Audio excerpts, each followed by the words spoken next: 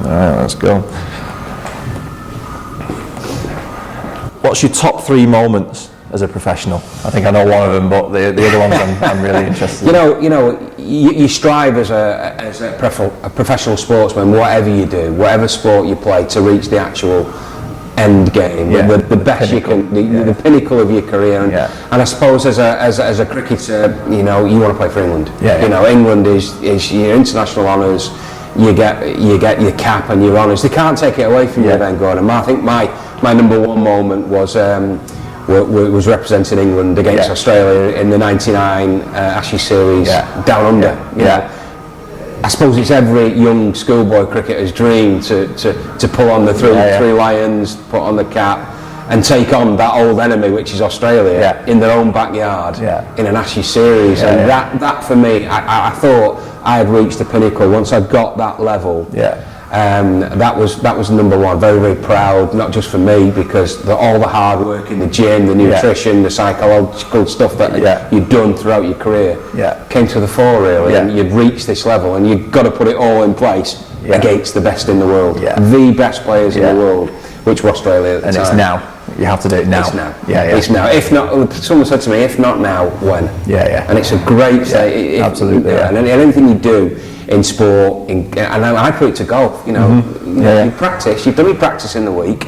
You've done your fitness work, or you're ready on a Saturday afternoon on that first tee. You feel ready. It's all done. The work stuff's done. Go out and play. That's it. I've heard that advice so much. Your hard work is done at that time. Don't be looking at your swing. Don't be trying to change things and thinking you're in the competition then. And you trust. Your muscle memory is there then, isn't it? And you just got to trust that, and you just got to. And like with golf, cricket's exactly the same. The best players are usually the ones that do the basics correct, and that's what in cricket we teach all our academy players right the way up to our pros to do the basics well, do the basics perfect, and more often than not you'll come out on top. Definitely. So on that first best moment, obviously in the Ashes, just run us through for people that don't know. Obviously it's a golf channel, so people that don't know much about cricket, the Ashes series is over how many days? And now that it was so cricket at test match level is over 5 days. It's an endurance test. It does what it says on the tin. It's a test. It's a test of your skill. It's a test of your endurance. It's a test of your psychological mind. Over 5 days. It's not just one bam and the game's finished. One bad session in those 5 days can lose you the game. The pressure on it is immense. So you get different players who will prepare differently. Gordon, you've seen it in your sporting life, and whatever you've done is that some players come into the dressing room in the morning and they're upbeat and they're buzzing and they can't stop talking, nervous energy. Some people will come in a bit like I was, a bit more subdued, listening to a bit of music, trying to focus on what my thoughts and what my processes were for that day, and against who I was playing against, starting to think about the matchup with my opposite number, how I was going to get one up on him that day. So I was a little bit nervous. I'm never afraid to say that I was, in some places cacking myself, thinking you've gone out and playing, especially in the Ashes series, England versus Australia. There's no bigger game. There's no bigger game, and to play at the Melbourne Cricket Ground, you're not playing in front of one man and his dog. There's 85, 90,000 people there on day one. So that nervous energy is not a bad thing. It's not a bad thing for me, and I don't think people can perform if they're not that little bit nervous. Well, it's like a little fire, isn't it, on your shoulder? It can either burn you, or you can use it to burn everything else. Absolutely. It's a good. It's actually a Rocky quote. That it's a Frankie Fear on your shoulder. It's like a fire. And if you let it consume you, then it's going to beat you. But if you can use it to your advantage, can't you? Well, that's what I've worked with a lot of good coaches in my time, and every one of them's message was that use pressure to your advantage. Don't fear it. Use it to your advantage. Well, nerves is good. It shows you care. So when I did in the Open qualifier, when I was on that first tee, my nerves were quite high, and I just thought, just use it to your advantage and just laser focus on what you need to do. And then the most difficult thing is, I guess it was for you, phasing out the fans. you know, because you want to enjoy it and you want to give them the best show that you can, but you need to get in your own body and give the best that you can, because if you're thinking about what they think, then you know you're not going to give them the best of you. Absolutely. I mean, you know, you think about it, and you talk about sport, whatever level it is. If it's teeing off on the local medal on a Saturday afternoon at your local golf club, or playing at the elite level, it's exactly the same technique. It's exactly the same routine, fairway, green. Wicket when you're playing cricket, there's exactly the same outfield, there's exactly the same lads that you're playing. But I think you just said something, phase out everything else, just get on with playing the game of cricket, get on playing the game of golf, get on playing the game of football. And it's just a game.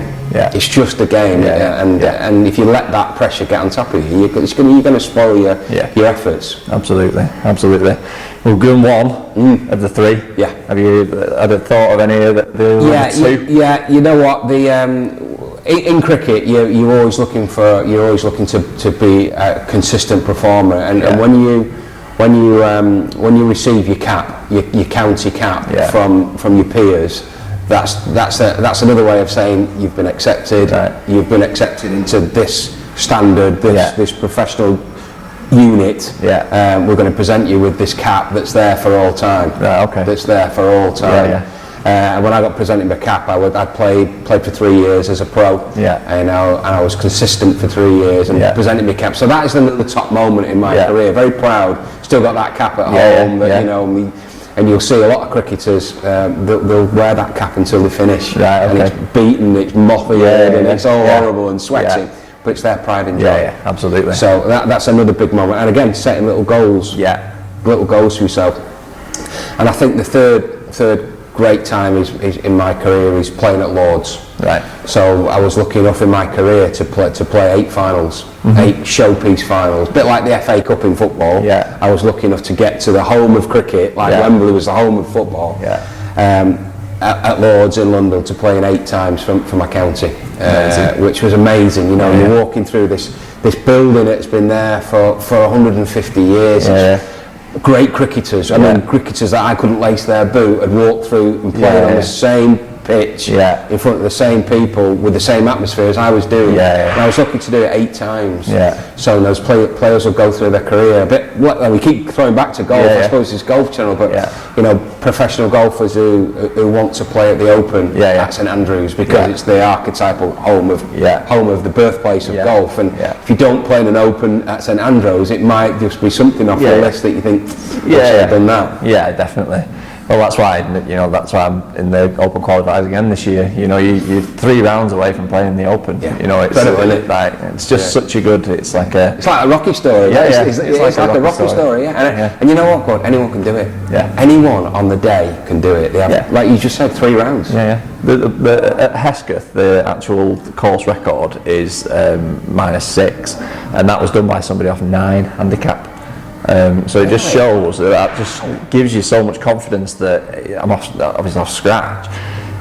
There is a day that you can shoot 4 or 5 under, you know, and the near, you know, I was 3 under in the last 3 holes. I was unfortunately on the side of that. But you know, that it gives you that confidence to think, wow, somebody off 9 has been -6 there and got the course record.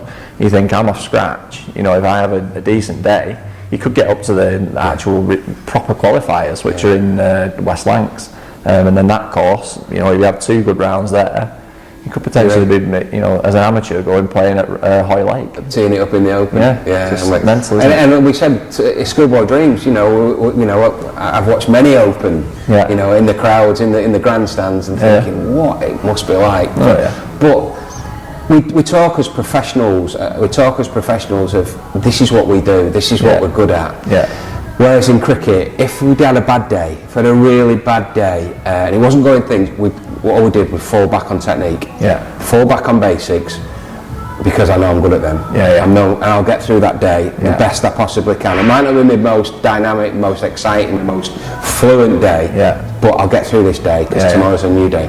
Whereas in golf, you're always striving, because you get on that tee, if things don't go quite right, because I'm not completely in control of what I'm doing, because I've not done it enough, and I've not got the talent enough to do it. He's always trying to improve at that level. Yeah. So when it goes wrong, fall back to do this and get through. And have a scruffy 75 instead of an ugly 90. Absolutely, no, that's another great piece of advice. You know, I was going to come into your injury and how you cope with that sort of stuff. But from that, you've already answered the question by just saying, how do you deal with a day that you're not playing your best golf? You know, and it's fall back on the basics that you know. And you know, if you're off 18, then go for a bogey on every hole. Yeah. You know, it's like, I'm not saying go out to say I want to bogey this hole, but if you bogey a hole, then that's good. If you get an ugly par, you know, somewhere, then it's good. You know, us as golfers, as amateur golfers, who, you know, single figure golfers, I think we get better by having a scruffy round and shooting a 72. Because we can't shoot 500 net every day. We can't do it. It's impossible. So sometimes you get that fun and that sense of fulfilment of shooting a 1 handicap when you've been shocking, really. Definitely. Sometimes a par save, you know, when you've hit it maybe into some trees or something, is more rewarding to you than a birdie, you know, on another hole. Very much so. You know, get boring if we're down the middle every time, wouldn't it? Absolutely.